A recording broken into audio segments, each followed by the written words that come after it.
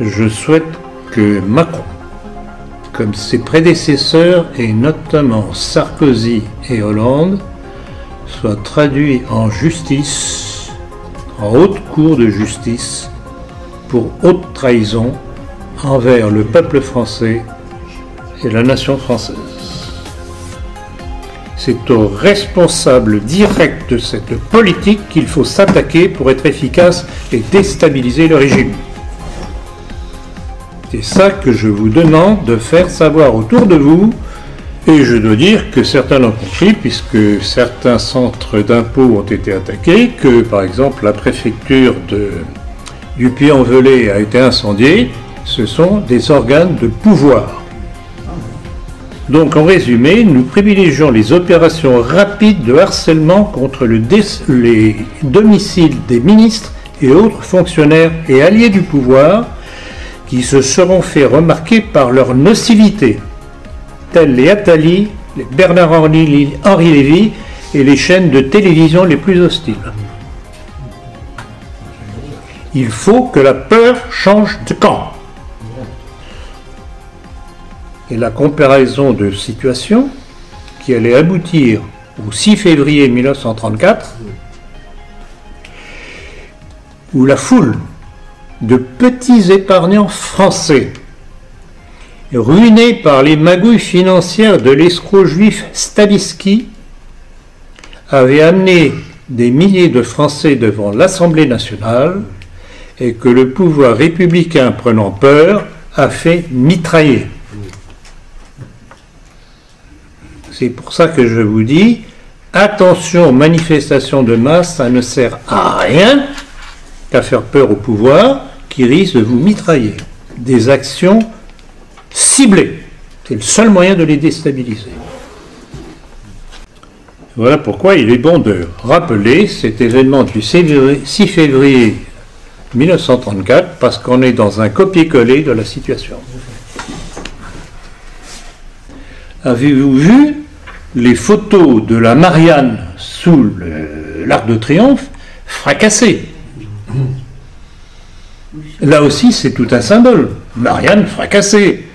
Et réaction des médias, c'est une atteinte à la République. Une Marianne qui n'a jamais eu aucune existence. Une figure abstraite. Les Français, depuis la Révolution dite française, vivent dans l'abstraction. Ils n'ont plus les pieds sur terre. Okay. Parce que protester, c'est bien, c'est un bon début, mais il faut, pour que les choses changent, que le peuple de France comprenne d'où viennent ces problèmes. Sinon, l'affaire sera récupérée d'une façon ou d'une autre. Donc en fait, quand on voit ces manifestations des Gilets jaunes, ce qui se passe aujourd'hui, c'est justement la démonstration que la démocratie est contre le peuple. Plusieurs réflexions sont à faire. Premièrement, les manifestations doivent éviter de gêner les Français qui travaillent encore, ce qui n'est pas le cas. L'ennui avec cette manifestation des Gilets jaunes aujourd'hui, c'est qu'ils reprennent les mêmes,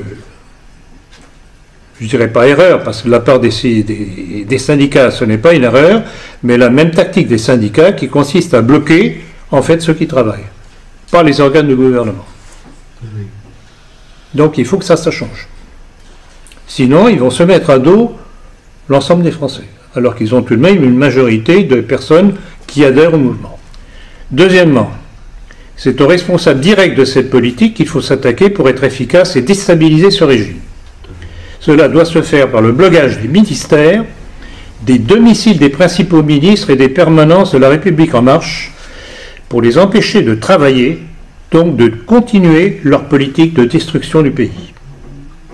Troisièmement, les principaux aéroports doivent être aussi surveillés et bloqués pour empêcher les déplacements du président de la République et de ses ministres. Si l'on n'applique pas ces règles efficaces d'insurrection populaire, elle finira par s'essouffler, comme l'attend le pouvoir. Quatrièmement, éviter les affrontements avec les forces de l'ordre, car eux aussi souffrent de la situation et de la trahison des pouvoirs publics dans l'accomplissement de leur vocation au service des citoyens.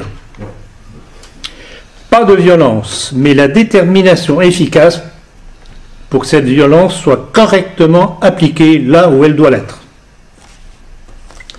Prenez garde aussi aux provocations de la police politique en vue de décrédibiliser le mouvement. Car il est évident que la casse qu'il y a eu, ce n'était pas les gilets jaunes. Certaines images que j'ai vues, que vous avez sans doute vues vous aussi, des tags sur les murs ou des inscriptions sur les gilets, hostiles à la maçonnerie, des slogans anti-juifs attirent l'attention, et attire l'attention aussi des journalistes. Et dernièrement, il y a eu un communiqué du Grand Orient de France très inquiet justement de l'évolution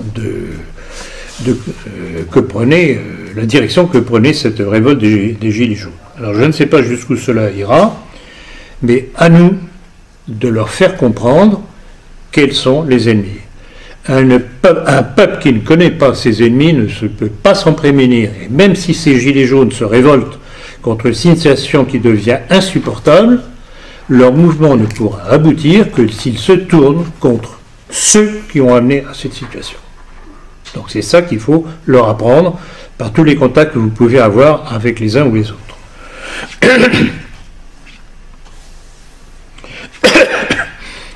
Une chose que vous avez certainement dû voir, notamment, c'est le blog maçonnique iram.be du 5 décembre dernier qui s'indignait que le site clicano.re, donc de la Réunion, avait révélé que dans le cahier de doléances des gilets jaunes locaux, on y trouve entre autres l'abolition de la franc-maçonnerie et de ce réseau d'influence. Donc, vous vous rendez compte, il y a toute une maturation qui est en train de se faire. Parce que c'est même assez extraordinaire que ce soit des réunionnais qui se rendent compte de cela. Mais enfin, ça va faire tache d'huile. Ça ouvre les yeux. Et c'est ça qui est intéressant, qui est prometteur, mais à nous d'accentuer les choses en formant autour de nous. De son côté, la Grande Loge de France a porté plainte après que des tags anti-maçonniques aient été bombés à la peinture rouge sur la façade de son siège rue Puteaux. Vous pouvez toujours aller faire un petit tour là-bas. Et les messages étaient très clairs. Démolisseur, Dreyfus coupable, affaire des fiches. Non, mais vous vous rendez compte ce que ça veut dire tout ça? Et non seulement il y a ceux qui ont peinturluré ces slogans, mais il y a ceux qui auront vu ça soit en passant, soit sur les réseaux sociaux, où on le voit. Donc ça fait boule de neige.